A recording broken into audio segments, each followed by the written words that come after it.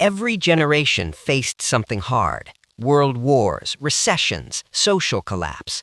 And still, they planned, they saved, they imagined themselves at 60, at 70, at the end of a long life they believed was coming.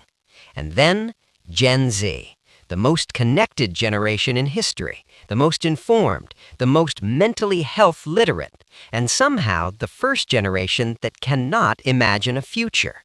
Not will not, cannot. Before you reach for the easy explanation, before lazy forms in your mind, or entitled, or dramatic, stay with me, because here is the uncomfortable truth. If Gen Z is lazy, why are they the most informed generation in human history? If Gen Z is dramatic, why do researchers, therapists, and developmental psychologists across multiple countries keep arriving at the same conclusion? That explanation is not just wrong, it is the exact kind of wrong that makes the real problem invisible. What happens to a developing mind when every major system it was supposed to trust, economic, environmental, political, social, shows visible signs of failure simultaneously during the exact years future orientation is supposed to form? That is not a character flaw.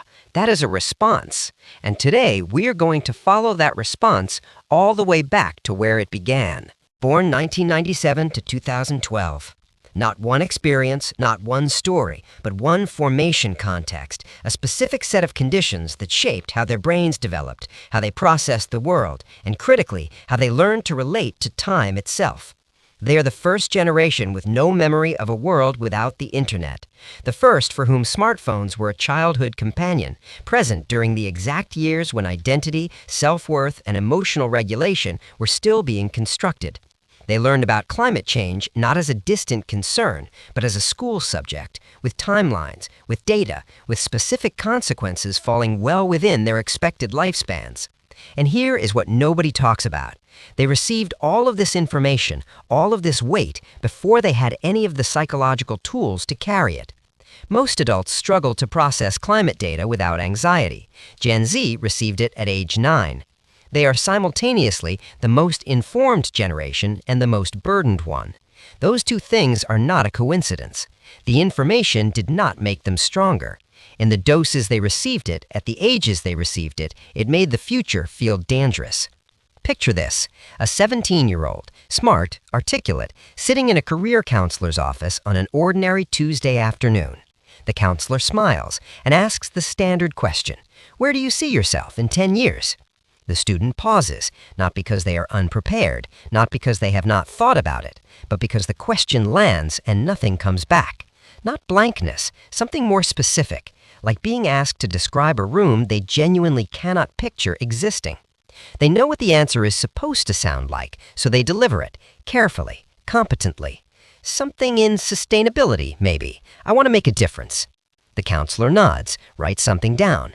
The meeting ends, and the student walks into the hallway feeling exactly what they felt before they walked in, a low, ambient disconnection from the question itself. This moment does not look like a crisis from the outside, but something real just happened in that room. Not struggling to choose a future, struggling to believe one exists.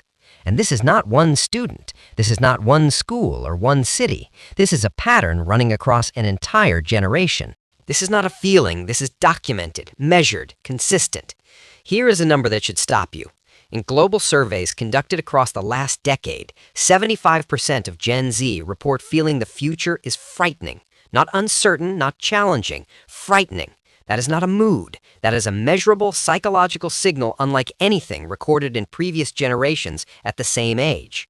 Researchers began noticing something more specific than anxiety, the erosion of what psychologists call temporal self-continuity, the psychological ability to connect your present self to a future version of yourself. This capacity develops during adolescence through stable environments and consistent cause and effect experiences. When that process is disrupted, studies show, the future self becomes a stranger, and you do not plan for strangers. Research also documents disproportionately high anticipatory anxiety in Gen Z, the brain's threat response activating around problems with no individual solution, climate, economy, political collapse. The brain, faced with a threat it cannot act on, learns one thing: stop thinking about it entirely.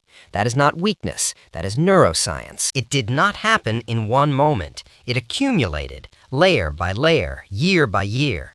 The 2008 financial crisis hit when the oldest Gen Z members were 11. They watched capable, responsible adults lose homes overnight. First lesson: absorbed, not taught, absorbed. Security is not guaranteed. Then climate, not distant, not future, present tense data with timelines attached to their expected lifespans. Environmental grief installed in childhood before coping systems existed to carry it. Then school shooting drills, an entire generation practicing hiding from violence as routine education. The body does not distinguish between practice and reality when the threat is real enough.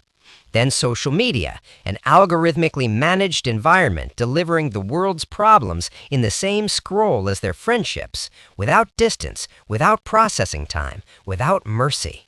Then the pandemic, arriving precisely during adolescence, the most critical window for identity formation, and canceling it.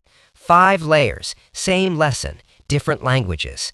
The future can be interrupted. The future cannot be controlled. The future may not arrive. A developing mind hears that often enough, it stops building toward a future, not from despair, from a very rational response to the information it was given. Let us name what this produced: anticipatory grief, mourning futures that have not been lost yet but feel already gone. Documented first in terminal illness patients, now appearing consistently in Gen Z climate psychology research. They are grieving a future they have not even lived yet. Temporal disintegration, past, present, and future stop feeling like a connected story. Goals become difficult, motivation becomes inconsistent. From the outside, it looks like a commitment problem. It is a temporal one.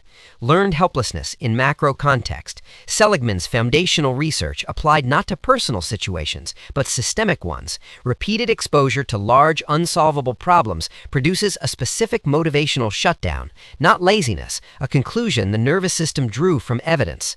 Present collapse bias, dramatically overweighting immediate experience and underinvesting in the future, not from impulsivity, from a genuinely diminished sense that the future is real. Each of these is not a diagnosis, it is a recognition.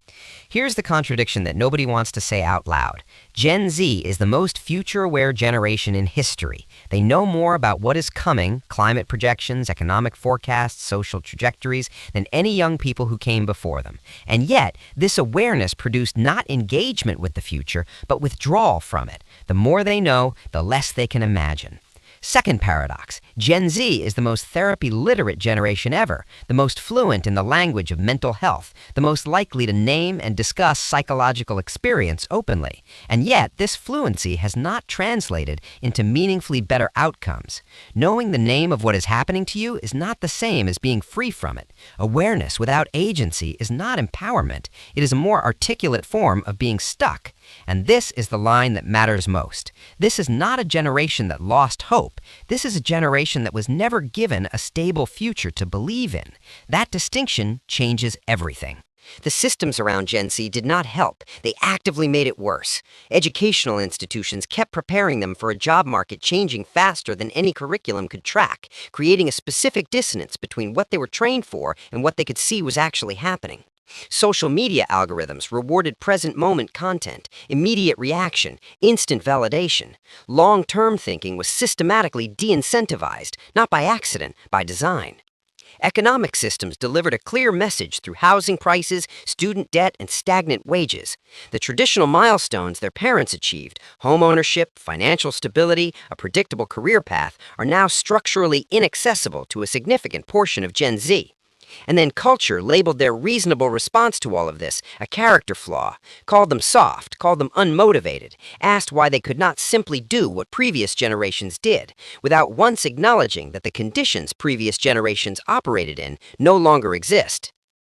The strengths are real. Let us name them honestly. Radical present awareness, a highly developed capacity for authenticity, exceptional sensitivity to systemic injustice, a remarkable ability to find meaning in the immediate rather than the deferred.